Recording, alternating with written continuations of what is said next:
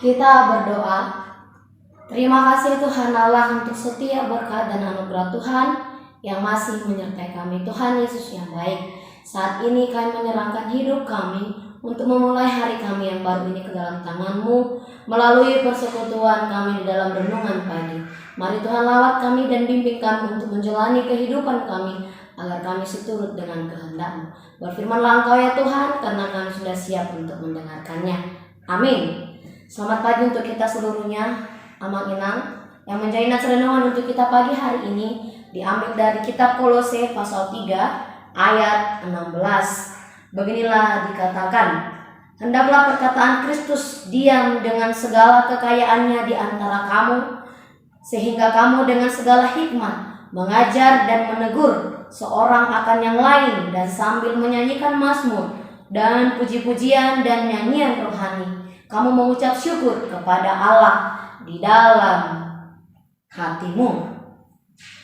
Gugun mahatani Kristus maringanan di tonga-tonga muna, mardongan sadok hapistaran mahamu, marsiajaran jalan marsi pasingotan, marhite aka edde besamen, edde puji-pujian dohot edde partodion, edeon hamuma debata di bagasan rohamuna, mardongan hamu leadeon, ido yang wasahatna. Sadari-sadari yang terkasih di dalam nama Tuhan Yesus Kristus, banyak sekali kita lihat orang ketika berbuat baik atau ketika melakukan kebaikan itu tidak timbul dari dalam dirinya atau bukan dari karakter baik atau dorongan Roh Kudus, melainkan cenderung kita lihat orang berbuat baik merupakan hanya sebuah kamuflase yang bersifat pura-pura atau hanya menginginkan sesuatu ketika ia berbuat baik. Misalnya hal ini sering kita lihat ketika seseorang melakukan kampanye. Dia cenderung berbuat baik bukan karena unsur dari dirinya sendiri yang ingin melakukan perbuatan baik atau bukan karena pekerjaan Roh Kudus, melainkan ada hal yang ingin dicapai melalui tindakannya tersebut, ingin mencapai suara yang banyak dengan cara melakukan perbuatan baik. Artinya ada udang di balik batu. Saudara-saudari yang terkasih di dalam nama Tuhan Yesus Kristus, pagi hari ini kitab surat Kolose mengatakan kepada kita supaya senantiasa firman Allah diam di dalam kita, di dalam segala kekayaannya di antara kita. Jika dikatakan firman Allah atau perkataan Allah yang merupakan Injil, atau bisa kita katakan Alkitab, perkataan Kristus sesungguhnya sudah datang kepada kita. Datang saja pun tidak cukup ketika Injil atau firman Allah kita dengarkan datang menghampiri kita, maka Injil itu harus diam di dalam kita. Injil itu harus diam di antara kehidupan kita dan mengatur rumahnya, mengatur diri kita, mengatur kehidupan kita, mengatur totalitas hidup kita di dalam Injil. Saudara-saudara yang terkasih di dalam nama Tuhan Yesus Kristus, firman atau perkataan Allah diam berarti kita mampu untuk mengucap syukur. Ketika firman itu berada diam di antara kehidupan kita, kita menjadi orang-orang yang mampu untuk senantiasa mengucap syukur. Bukan lagi sulit untuk mengatakan syukur kepada Allah, karena ketika kita ada dan bersama dengan firman itu, maka tidaklah sesuatu hal yang sulit untuk mengucap syukur di dalam Tuhan. Karena segala sesuatu yang kita lakukan untuk Tuhan di dalam nama Kristus tidak akan pernah kekurangan ketika orang yang berada di dalam firman atau perkataan Allah. Ketika dia diam di dalam perkataan Allah, maka dia tidak pernah merasakan kekurangan. Dia tidak pernah sulit untuk mengucap syukur. Itulah yang dikatakan Paulus kepada jemaat Kolose. Hendaklah perkataan Kristus diam di dalam segala kekayaannya di antara kamu, sehingga kamu dengan segala hikmat mampu mengajar. Hanya orang-orang yang diam di dalam perkataan firman Allah yang mampu untuk senantiasa mengajar dan menegur seorang akan yang lain sambil mengucapkan pujian dan syukur.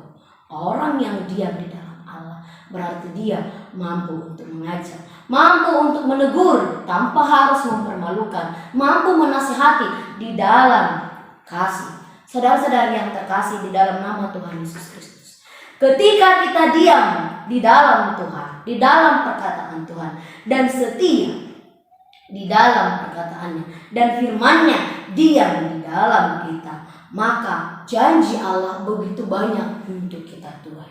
Ketika kita diam di dalam Tuhan, ketika kita diam di dalam firman-Nya, maka Allah juga menjanjikan kepada kita, apapun yang kamu minta akan kamu terima.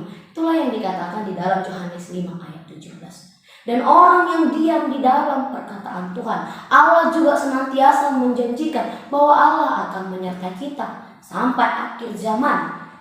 Itulah mengapa betapa indahnya sesungguhnya ketika kita diam di dalam firman Allah, ketika kita diam dan setia di dalam perkataan Allah. Allah menjanjikan hal-hal yang indah.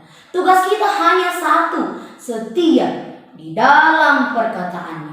Orang yang setia diam dalam perkataan atau firman Allah akan menunjukkan karakter yang mulia. Jadi orang yang diam di dalam firman Allah tidak hanya sebatas pendengar semata, tidak menunjukkan karakter yang pasif, melainkan karakter yang aktif. Tindakan yang aktif menunjukkan karakter yang mulia di dalam kehidupannya. Saudara-saudari yang terkasih di dalam nama Tuhan Yesus Kristus, bagaimana sesungguhnya karakter orang yang diam di dalam perkataan Allah? Yang pertama, dia mampu saling untuk mengajar. Itulah yang dikatakan di ayat 16a. Orang yang diam di dalam perkataan firman Allah, dia mampu untuk mengajar. Itulah karakter yang mulia yang pertama. Orang yang diam di dalam perkataan Allah, karakter mulia yang kedua, ia mampu saling menegur sesama anak Tuhan. Mari kita lihat, dan menaikkan pujian kepada Allah, bukan pujian untuk dirinya sendiri ketika ia berhasil menegur seseorang, melainkan menaikkan pujian kepada Allah untuk menghadirkan, membesarkan nama Allah, sehingga ketika ia mampu menegur di dalam kasih, ia memanjatkan pujian kepada Allah. Ayat 16b. Dan orang yang diam di dalam perkataan Allah menunjukkan karakter mulia yang ketiga, ialah melakukan perbuatan baik di dalam kehidupannya dan mengatakan segala perkataan yang membangun.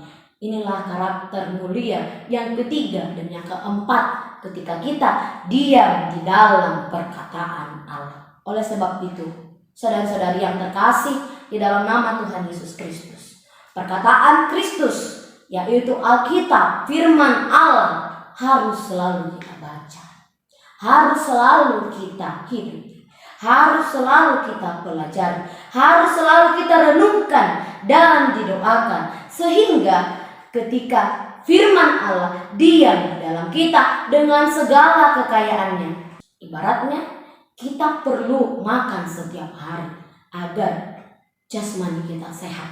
Maka kita juga perlu belajar tentang firman Allah dan menghadirkan firman Allah di dalam kehidupan kita setiap hari agar rohani kita tetap sehat. Kita perlu belajar kepada firman Allah agar kita selalu dibimbing, agar firman Allah itu bisa diam di dalam kehidupan kita. Kita menghadirkan Allah di dalam totalitas kehidupan kita. Walaupun kita tidak harus mengingat setiap saat. Sama halnya ketika kita makan, kita tidak mengingat menu apa saja yang kita makan, tetapi kita perlu selalu makan setiap hari. Demikian dengan firman Allah. Kita memang kadang tidak mengingat semua hal, tetapi setiap hari bersifat kontinu harus kita pelajari, harus selalu kita hidupi dan kita aplikasikan agar kita selalu sehat, agar rohani kita selalu terbimbing, agar kita selalu belajar, agar firman Allah tetap diam di dalam kehidupan kita. Oleh sebab itu, saudara-saudari yang terkasih di dalam nama Tuhan Yesus, mari kita belajar pada firman Allah. Mari kita mengizinkan firman Allah diam di dalam hidup kita, agar kita bisa menjadi manusia yang baru. Dan bila perkataan atau firman Allah diam di dalam hidup kita, menjadi pola hidup kita, maka pikiran perkataan, dan motivasi kita juga akan dipengaruhi dan dikuasai oleh Kristus. Tuhan Yesus memberkati, selamat beraktivitas. Amin. Shalom. Kasih karunia dari Tuhan Yesus Kristus serta kasih setia Allah Bapa dan persekutuan Roh Kudus memberkati dan menyertai kamu sekalian hari ini, esok, dan sampai selama-lamanya. Amin.